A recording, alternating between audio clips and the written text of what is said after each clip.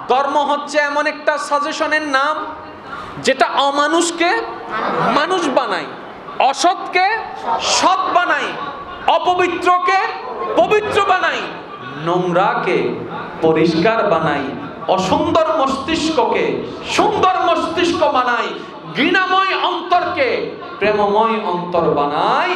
এক কথায় অমানুষকে মানুষ বানায়। এটার নাম কি? এটার নাম কি? এটার নাম কি?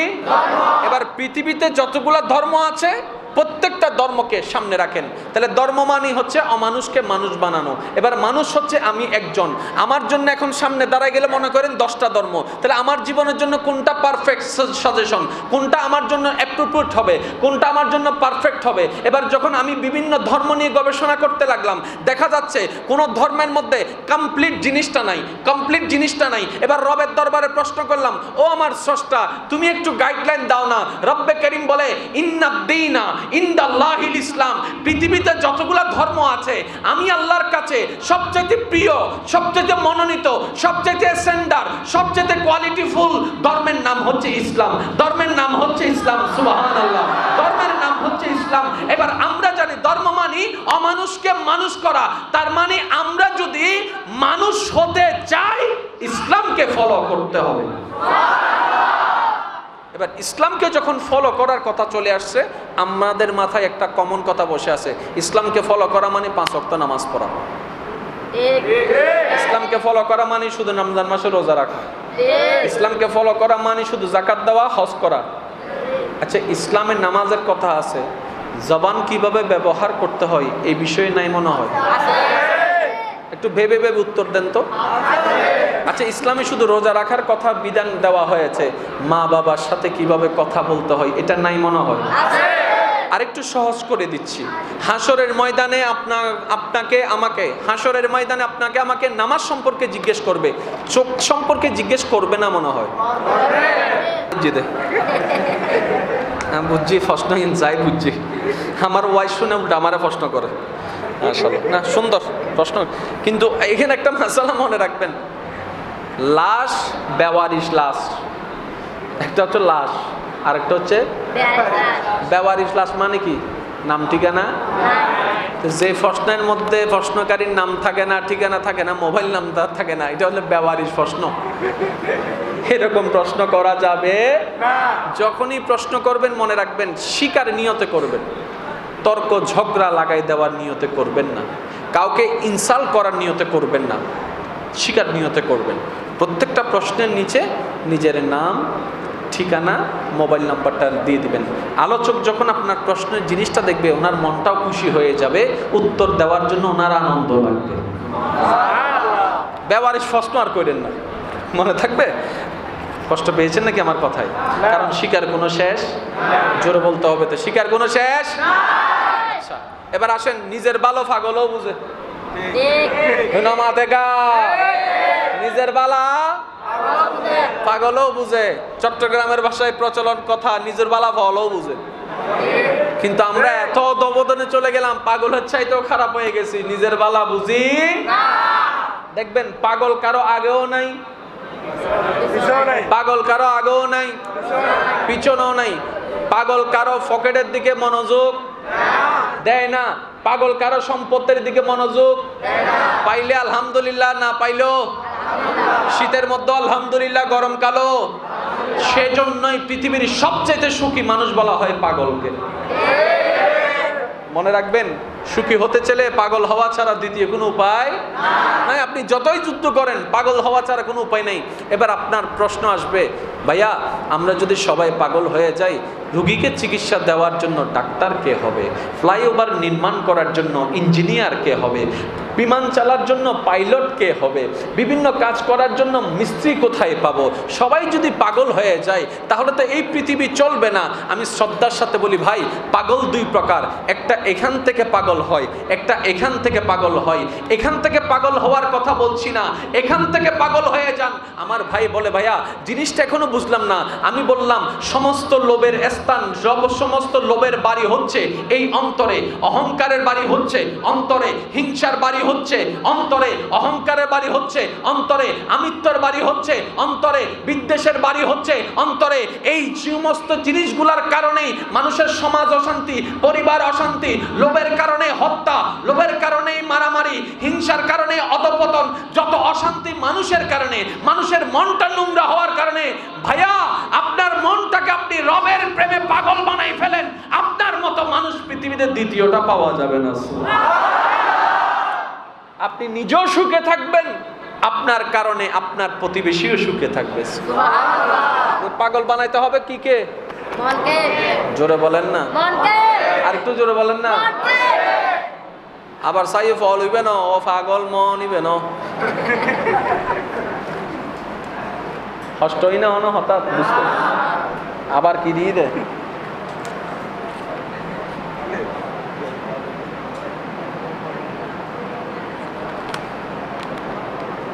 মা বোনদের পক্ষ থেকে যে প্রশ্নটা আসছে, প্রতি মাসে অসুস্থকালীন সময়ে রোজা রাখা যাবে কিনা? না বোন, এটা যাবে না। যখন সুস্থ হবেন তখন রাখবেন। ফরজ রোজা হলে পরে রেখে দিবেন, নফল রোজা হলে আপনি আপনার সুবিধা মতো রেখে দিবেন। হাজির লেগেরি প্রশ্ন গিলে দিন হনগরতে গুজরাই কি রং চা না হয় দুধ চা। আর মাত্র 10 মিনিট। এই দেখা দিতে মাসি দি, দেখা দিতে মাসি দি, না নই তো দেখা দিতে মাসি হইদি সলাই ক্যাঙ্গরের। একবার সবাই মিলে বলেন মারহাবা। আমি এবার পুরা বিষয়টাকে একটা গোছাই আনছি। আমার মুখে মুখে বলেন ধর্ম। হয় নাই, হয় নাই, আরেকটু জোরে, আরেকটু জোরে বলেন।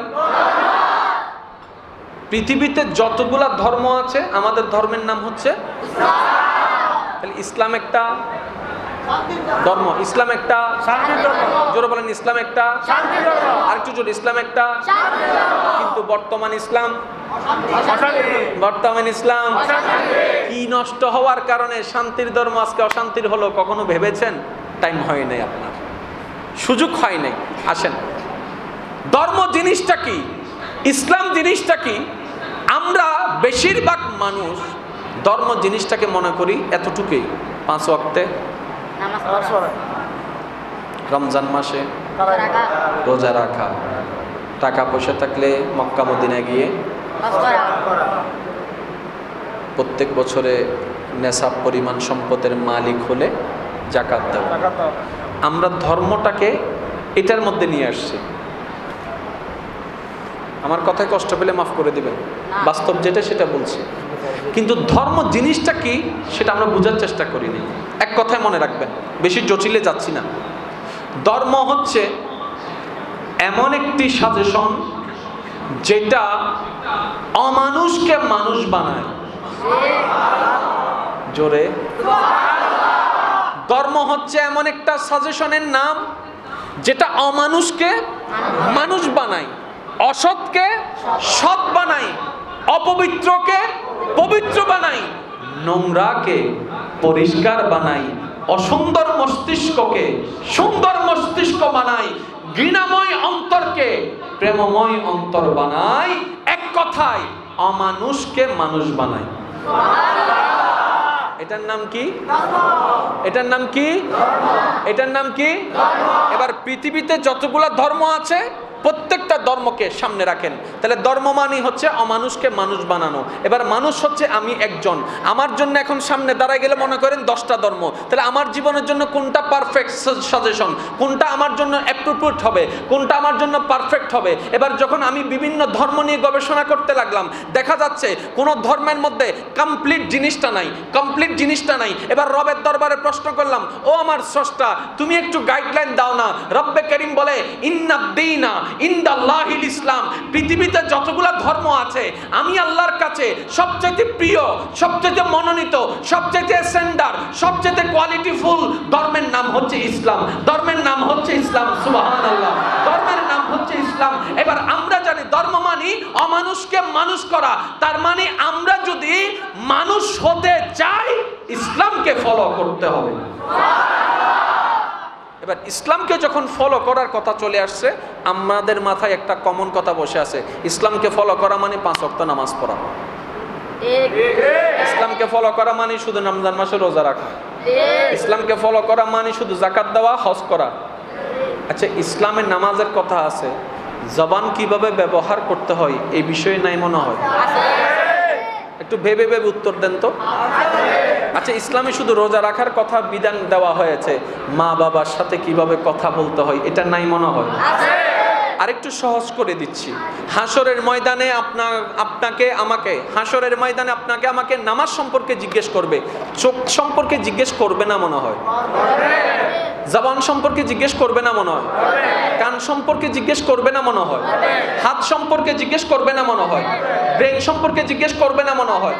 কিন্তু আপনি নিজেই ভেবে দেখেন, আপনি আমি নামাজ নিয়ে যে প্রস্তুতিটা নিই সেভাবে জবান নিয়ে প্রস্তুত নিই না, যার কারণে অমানুষই থেকে যাচ্ছি, মানুষ হচ্ছি না। এবার আপনাদেরকে আমি বলবো, আপনারা আপনাদের স্বাধীনতা সাপেক্ষে আমার কথাগুলো শোনার পরে মানুষ না অমানুষ আপনারা বলবেন, আমি কিচ্ছু বলবো না। অসহায়কে সাহায্য করা, বুঝেন নাই আমার কথা? আবার বলছি, আমি কিছু কথা বলছি গুণের কথা, এগুলো শোনার পরে আপনারাই সিদ্ধান্ত নেবেন এগুলো কি মানুষের গুণ না অমানুষের গুণ, আপনারাই বলবেন। অসহায়কে সাহায্য করা, আওয়াজ হয় নাই। মা বাবার সাথে সুন্দর আচরণ ব্যবহার করা, বড়দের সাথে আদব দিয়ে কথা বলা, ছোটদেরকে স্নেহ করা, যে সম্পদ পায় তাকে সম্পদ দিয়ে দেওয়া, স্ত্রীদের সাথে নমনীয় মায়া মোহাব্বত দিয়ে ব্যবহার করা, চোখকে হেফাজত করা, জবান দিয়ে মানুষের সাথে সুন্দর করে কথা বলা, মুখের মধ্যে মুস্কি হেসে রেখে কথা বলা, 5 ওয়াক্ত নামাজ পড়া, সেই নামাজ পড়ে নামাজের সম্মান বজায় রেখে চলা, রমজানে রোজা রাখা, ওই রোজার শিক্ষাটা 11 মাসের প্রভাব বিস্তার করা, তাহলে এগুলা মানুষের গুণ। এবার আমি কিছু বলছি, আপনারা একটু উত্তর দিবেন। মানুষের জায়গা দখল করা, মানুষ না অমানুষ শুধু এতটুকু বলবেন। মানুষের জায়গা দখল করা, ক্ষমতার অপব্যবহার করা, 1 কেজি বলে আধা কেজি দিয়ে দেওয়া, সুযোগ বুঝে দ্রব্য মূল্যের দাম বাড়িয়ে দেওয়া, ধর্মীয় কাজ নিয়ে আল্লাহর সন্তুষ্টিকে বাদ দিয়ে ব্যবসা করা, বোনের জায়গা ভাই দখল করা, বাতিজা বাবা মারা গিয়েছে বলে চাচা জেঠা এসে জায়গা দখল করা, 1 সপ্তাহের জন্য নিয়ে 1 বছরও টাকা ফেরত না দেওয়া, ভালো একটা কাজের প্রলোভন দেখিয়ে বিদেশের ভিসা দিবে বলে লাখ লাখ টাকা হাতিয়ে উল্টা ফুল্টা 2 নম্বর একটা ভিসা দিয়ে দেওয়া। আর একটু জোরে বলেন।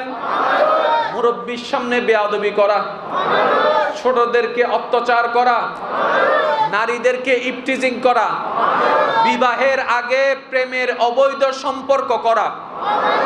এবার আপনারাই নিজেরাই বিবেচনা করে দেখেন, মানুষের গুণ বেশি আমাদের কাছে না অমানুষের? মানুষের গুণ বেশি না অমানুষের? জোরে বলেন না। কেন? কারণ আমরা ইসলাম পেয়েছি, বুঝতে পারি নাই। এই নামাজ কি, এই রোজা কি আমরা জানি না। আমরা মনে করি শুধু টাইম টু টাইম এটা একটু করতে হবে। না, আমরা নামাজ পড়লে আল্লাহর কোনো লাভ, আপনারা বললাম আমি শেষ করে দিই, আওয়াজ ছোট হচ্ছে যে, আর একটু বড় হতে হবে তো। নামাজ পড়লে আল্লাহর কোনো লাভ, আমরা নামাজ না পড়লে আল্লাহর কোনো ক্ষতি। আল্লাহ আমাদেরকে দিয়ে নামাজ পড়াচ্ছেন কেন ভাবি নাই কখনো। রোজা রাখলে আমরা আল্লাহর লাভও নাই লসও নাই, হজ করলে না করলে আল্লাহর কোনো লাভও নাই লসও নাই। কিন্তু হজ দ্বারা কি শিখালো কখনো শিখতে পারলাম না, রোজার মাধ্যমে কি শিখালো শিখতে পারলাম না। শুধু আপনাদেরকে একটা উদাহরণ দিয়ে আমি আলোচনা গোছাই আনছি। আমাদের কম বেশি সবার মেজাজ গরম থাকে কি থাকে না? আর মেজাজ যখন গরম হয়ে যায়, আউট অফ কন্ট্রোল হয়ে যায়, কাকে কি বলি কি ব্যবহার করি কিচ্ছু মাথায় থাকে, যার কারণে সমাজে পরিবারে অশান্তি হয় কি হয় না? সম্পর্কের মধ্যে ফাটল আসে কি আসে না? তাহলে এবার আসেন, সম্পর্কের মধ্যে ফাটল আসলো কিসের কারণে? জবানের কারণে। জবানটা কেন এত অনিয়ন্ত্রিত হলো? বলে যে মেজাজ গরম হয়েছে সেই কারণে। এবার আপনি একটু খেয়াল করে দেখেন, একটা মাস আসলে মানুষ তুলনামূলকভাবে ঝগড়া কম করে। কোন মাস? আমি কিন্তু বলি নাই, আপনারাই বলেছেন। শুধু একটু ভাবেন, একটু ভাবেন, একটা মাস আসলে মানুষ তুলনামূলকভাবে ইবাদতের দিকে মনোযোগ হয়। একটা মাস আসলে মানুষের ভিতরের মধ্যে কেমন যেন একটা পবিত্রতার ভাব দেখা দেয়। একটা মাস আসলে মানুষের মধ্যে কেমন জানি রবের দরবারে হাজিরা দেওয়ার প্রতি একটা স্পিরিট দেখা যায়। একটা মাস আসলে কেমন জানি কিপটা মানুষও ইফতারি করানোর জন্য মানুষকে ডাকে। একটা মাস এমন আছে যে মাসটা আসলে মানুষের ভিতরে হাজার রাগ উঠলেও কন্ট্রোল করার ক্ষমতা চলে আসে। একটা মাস আসলে মানুষের মনে হাজার নোংরা কাজ করতে ইচ্ছা করলেও সে করে না। এগুলোর সাক্ষী কিন্তু আপনি আমি নিজেই আছি, কিন্তু বুঝি নাই জিনিসটা কি। রব্বে করিম বলে 12টি মাস তোমার জন্য, একটা মাস দিলাম রমজান। ও আমার বান্দা, রমজানে যেমন তুমি মেজাজকে কন্ট্রোল রেখে মানুষকে কথার আঘাত দাও না, ওইখান থেকে শিক্ষাটা নিয়ে 11 মাস তুমি অ্যাপ্লাই করো। মানুষকে কষ্ট দিও না, মানুষকে কষ্ট দিও না, মানুষেরকে মনে আঘাত দিও না। এই রমজান মাসে তোমার মনে অনেক নোংরা কাজ, পাপ কাজ করতে চায়, কিন্তু তুমি সবর করে সে কাজগুলোকে বাদ দিয়ে দাও, করো না, মনকে দাম দাও না। ওইখান থেকে শিখে 11 মাসও তুমি এভাবে কাজ করো। অর্থাৎ রমজান আল্লাহ আমাদেরকে প্র্যাকটিক্যালি ভাবে দিয়েছেন কিভাবে সৎ থাকা যায়, ধৈর্য ধরা যায়, আল্লাহকে ভয় করা যায়। এটা শেখার জন্য আল্লাহ মূলত আমাদেরকে রমজান দান করেছেন। কিন্তু এই রমজানকে আপনি আমি শুধু কোন জায়গার মধ্যে ফিট করে ফেলছি জানেন? কথা বলেন। এই রমজানকে আপনি আমি কোন জায়গায় ফিট করছি জানেন? সেহরি, সেহরি, জোরে বলেন না, সেহরি, বাস এটার নাম বলে রমজান। কিন্তু মূল শিক্ষা আল্লাহ কেন দিল, কি প্র্যাকটিস করাতে চাচ্ছে সেটা আমরা বুঝতে পারিও নাই, চেষ্টাও করি নাই, যার কারণে ওই অমানুষেই রয়ে গেলাম। আপনারা প্রায় সময় একটা কথা বলেন কিংবা শুনেন, রমজান মাস আসলে শয়তান বন্দী হয়, তারপরে এত শয়তানি কুজারামি কোন জায়গার থেকে চলে? প্রশ্ন একটা করে না? আমরা মনে করি কি জানেন, সব সময় শয়তানে দিয়ে আমাদেরকে করায়। না না না, আমরা শয়তানের সাথে বন্ধুত্ব করতে করতে করতে করতে করতে করতে এমন ক্লোজ হয়ে গেছি, শয়তান না থাকলেও শয়তানের কাজগুলো আমরা করে ফেলতে পারি।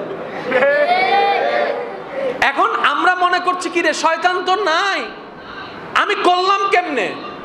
ওইটা তো খেয়াল করি নাই, আমি নিজেও ভিতরে ভিতরে ভিতরে তো মানুষ নাই, শয়তান হয়ে গেছি, এটা তো আর বুঝতে পারি না।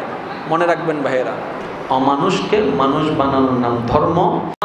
সবগুলা কল্যাণ, যতগুলা না সবগুলা অকল্যাণ।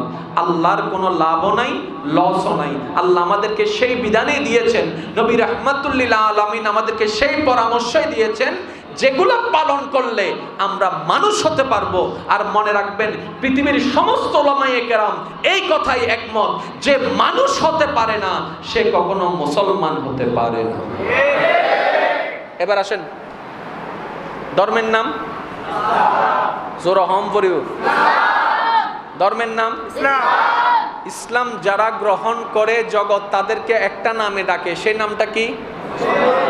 মুসলমান। সে নামটা কি? আর একটু জোরে বলেন, সেই নামটা কি? এবার মুসলমান মানে কি? একজন আসলো, কালিমা পড়লো, বাস মুসলমান হয়ে গেল। এটা আমাদের মাথায় বসা আছে, ঠিক না? কিন্তু মুসলমান মানে হচ্ছে আত্মসমর্পণকারী। আর একটু জোরে বলেন, মুসলমান মানে আত্মসমর্পণকারী। এবার বলেন, এক এলাকায় একজন আসামি আছে, যার কারণে সমাজের এলাকার সব মানুষ অতিষ্ঠ কষ্টের মধ্যে আছে। এবার এলাকাকে শান্তি করতে গেলে তাকে কি করতে হবে? তাকে কোথায় দিতে হবে? পুলিশের কাছে। তাকে কোথায় দিতে হবে? এবার পুলিশের কাছে তাকে দেওয়াটা কিংবা পুলিশ তাকে ধরাটা দুইভাবে হবে। একটা হচ্ছে পুলিশ এসে অ্যারেস্ট করা, পুলিশ এসে ধরলে সেটার নাম অ্যারেস্ট, আর নিজে থেকে গিয়ে সারেন্ডার করলে সেটাকে বলা হয় আত্মসমর্পণ। তাহলে দুইভাবেই কিন্তু এলাকা শান্তি হচ্ছে। পুলিশে এসে ধরে নিয়ে যাক তাও শান্তি, সে নিজের থেকে গেলেও এলাকা শান্তি। রব্বে করিম কি বলছেন দেখেন, এই অমানুষরা মুসলিম হয়ে যাও, মানে আমি আল্লাহর কাছে আত্মসমর্পণ করো। তাহলে অশান্তির মানুষগুলা যদি রবের কাছে আত্মসমর্পণ করার মতো করতে পারে, সে আর বাটপারি করবে, চুরি করবে, ডাকাতি করবে, মানুষকে কষ্ট দিবে, নিজের ইচ্ছায় চলবে, নিজের চাওয়াকে প্রাধান্য দিবে, নিজের স্বপ্নকে প্রাধান্য দিবে, নিজের লোভকে প্রাধান্য দিবে, অহংকারকে প্রাধান্য দিবে? আমরা যদি মুসলিম শব্দের গুরুত্ব বুঝতে পারতাম, তাহলে মাথায় মনে বসে যেত, আমি তো আমার রবের কাছে আমার স্বপ্নকে, আমার ইচ্ছাকে, আমার চাওয়াকে, আমার পাওয়াকে, আমার মনকে, আমার চিন্তাকে, আমার রাগকে, আমার অহংকারকে, আমার হিংসাকে, আমার স্বপ্নকে, আমার জ্ঞানকে, আমার যোগ্যতাকে, আমার হায়াতকে, আমার দেহকে, আমার মনকে, আমার সমস্ত কিছু তো আমি সজ্ঞানে আমার রবের কাছে আত্মসমর্পণ করে দিয়েছি। তার মানে আমার অহংকার করার কোনো অধিকার নাই, লোভ করার কোনো অধিকার নাই, আমিত্ব করার কোনো অধিকার নেই, হিংসা করার অধিকার নাই, ক্ষমতার বলে কারো জায়গা দখল করার কোনো অধিকার নাই, কারো সাথে প্রেমের অভিনয় করে মন কষ্ট দেওয়ার, মন নষ্ট করারও কোনো অধিকার নাই। আমরা মুসলিম হয়েছি, মুসলিম বুঝি নেই, যার কারণে যে লাও জোরে বলেন না। এবার আসেন, যে মুসলিম হবে তার কাছে কি মানুষ কি আতঙ্কিত নাকি নিরাপদ? আপনারা বলেন না রে ভাই। যে মুসলিম হবে তার কাছে কি মানুষ আতঙ্কিত থাকবে না নিরাপদ থাকবে? কোনো মুসলিম কি কারোর জন্য বিপদ হতে পারে? কোনো মুসলিম কি কারোর জন্য কষ্টের হতে পারে? কোনো মুসলিম কি কারোর জন্য আপনার আযাব হতে পারে? আমাদেরকে দেখলে মুসলিম আর মনে হবে না। মুসলিম যদি দেখতে মন চাই, সিদ্দিকে আকবরের জীবনী দেখেন। মুসলিম যদি সত্যিকার প্র্যাকটিক্যাল দেখতে মন চাই, ফারুকে আজমের জীবনী দেখেন, ওসমান গনির জীবনী দেখেন, মাওলা আলীর জীবনী দেখেন, হাসান ও হুসাইনের জীবনী দেখেন, সাহাবায়ে কেরামের জীবনী দেখেন, তাবিঈনদের জীবনী দেখেন, তবে তাবিঈনদের জীবনী দেখেন, আউলিয়ায়ে কেরাম সালিহিনদের জীবনী দেখেন। ওনাদের জীবনী দেখে মুগ্ধ হই বলে তো আমরা মন না চাইলো ওনার জীবনী দেখে ওনাদের সুবহানাল্লাহ অটোমেটিক মন থেকে বের হয়ে যায়। এবার আমি আপনাদেরকে বলি, আপনারা নিজেরাই সাক্ষী দিবেন, মাঝে মধ্যে আমাদের ফ্যামিলিগত কথা চলে কি চলে না? কখনো এ পর্যন্ত আপনার আমাদের কোনো ব্যক্তিগত ফ্যামিলির কারো ব্যক্তির কোনো কথা শুনে আমাদের মুখ থেকে অটোমেটিক সুবহানাল্লাহ আসছে? সত্যি করে বলেন আসছে? কিন্তু আল্লাহর কোনো প্রিয় বান্দার কোনো ঘটনা যদি কারো মুখ থেকে শুনি, আমরা এমন আশ্চর্য হয়ে যাই, অটোমেটিক চলে আসে সুবহানাল্লাহ। তার হাজারটা ধরনের একটা ধরন আমি আপনাদেরকে বলি, তাহলে ইসলাম জিনিসটা আমাদের বুঝতে সহজ হবে। মনোযোগ আছে? বিরক্ত হচ্ছে? ৩-৪ জন মুরব্বী বসে আছে, আশেপাশে যদি যুবক ছেলেরা একটু লাফালাফি করে, মুরব্বীরা কি বলবে?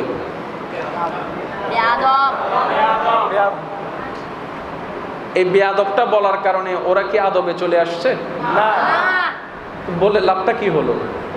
ওই ইসলামটা না বুঝার কারণে আমরা অ্যাপ্লাইটা করতে জানি না। এবার আসেন, একজন মুসলিম যিনি সত্যিকার মুসলিম, নামও মুসলিম, কাজও মুসলিম, আল্লাহর একজন সালেহ বান্দা, প্রিয় বান্দা, হযরত মারুফ কারকি রাহমাতুল্লাহ আলাইহি নৌকা ভ্রমণে একদিন বের হলেন। ওই নৌকার মধ্যে দেখা গেল এক পাশে উনি ওনার কিছু সফর সঙ্গীকে নিয়ে বসে আছেন, অন্য পাশে কিছু যুবক ছেলেরা তৎকালীন সময়ের নিয়ম অনুসারে হাসি ঠাট্টা মজা দুষ্টামি যা তা করছে। এমনভাবে করছে যেটা চোখে অড লাগছে, দেখতে অস্বাভাবিক লাগছে, অসুন্দর লাগছে। মারুফ কারকি রহমতুল্লাহ আলাই আল্লাহর প্রিয় বান্দার সাথে থাকা সফর সঙ্গী একজন বললেন, হুজুর আপনি তো দোয়া করলে দোয়া কবুল হয়ে যায়, আল্লাহ আপনাকে এমনভাবে পছন্দ করেছেন। এগুলো বেশি বেয়াদবি করতেছে, একটু বদদোয়া করেন না, তারা যেন ধ্বংস হয়ে যায়, ওদের বেয়াদবি আর সহ্য হচ্ছে না। এই কথাটা শুনে আল্লাহর প্রিয় বান্দা মারুফ কারকি রহমতুল্লাহ আলাই মুস্কি একটা হাসি দিলেন। মুস্কি হেসে দিয়ে এবার দুইটা ভিক্ষার হাত রবের দরবারে তুললেন। সবার মনের স্বপ্ন, এই বুঝি বদদোয়া করছে, এই বুঝি তাদের বিপক্ষে রবের কাছে নালিশ করছে, কিন্তু সবার চিন্তা ভাবনাকে পিছনে ফেলে উনি এমন একটা কথা বললেন যে সবার চোখ কপালে উঠে যাওয়ার মতো। উনি হাত তুলে বললেন, মৌলা গো, তারা অবুঝ, এখনো বুঝে না ধর্ম কাকে বলে, ইসলাম কাকে বলে। আল্লাহ তুমি তাদের কর্মে নারাজ হইও না।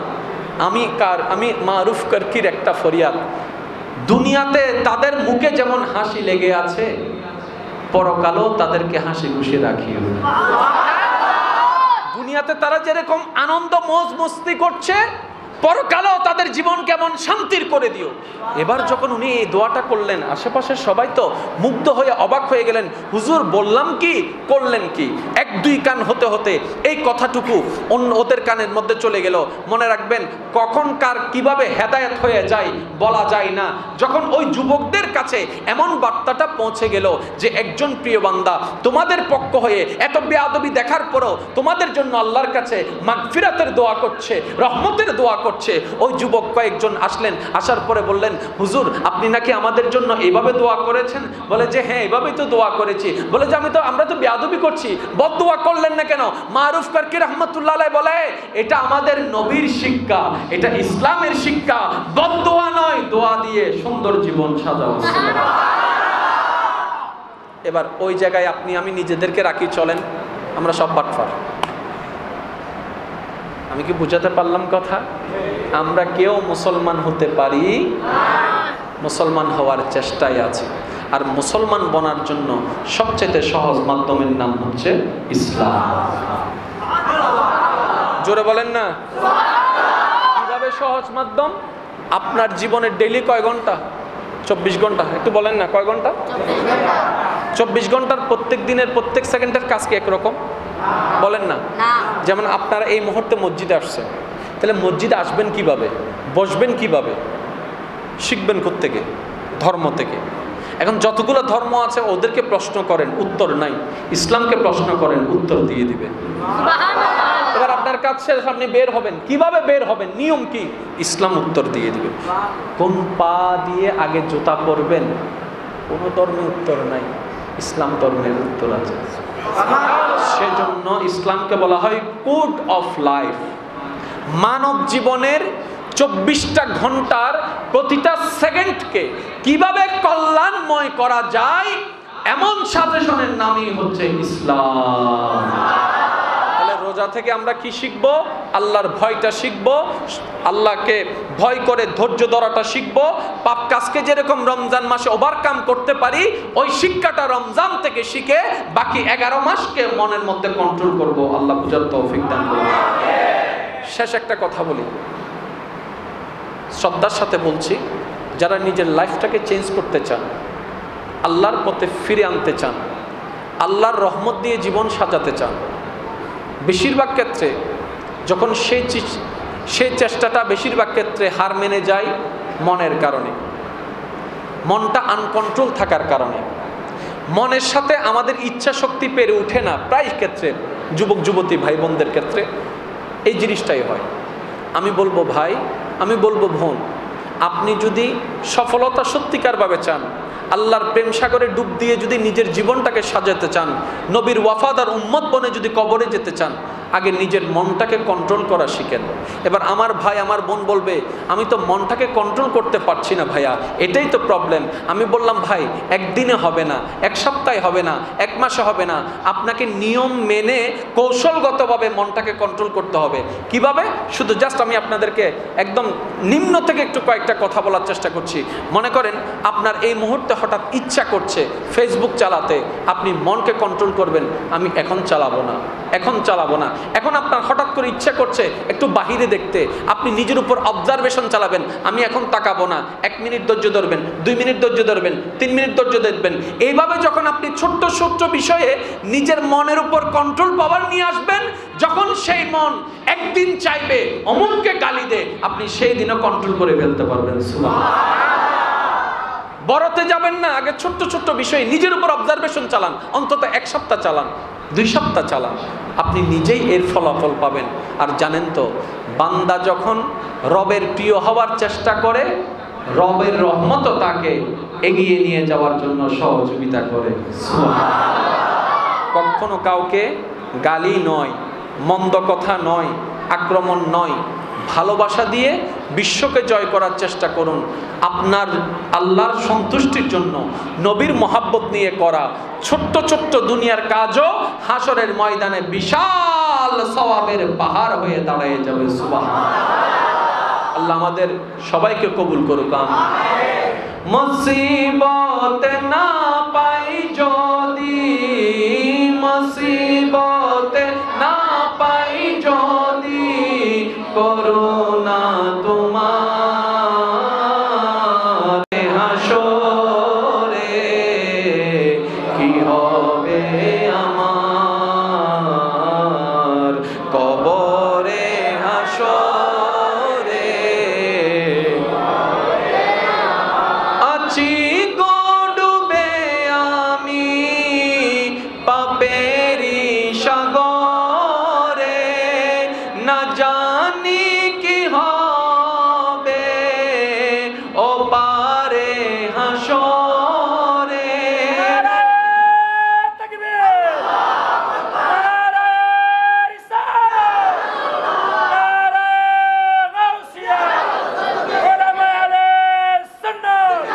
আছি গো ডুবে আমি পাপেরি সাগরে, না জানি কি হবে ও পারে হাসরে। আছি গো ডুবে আমি পাপেরি সাগরে, না জানি কি হবে ও পারে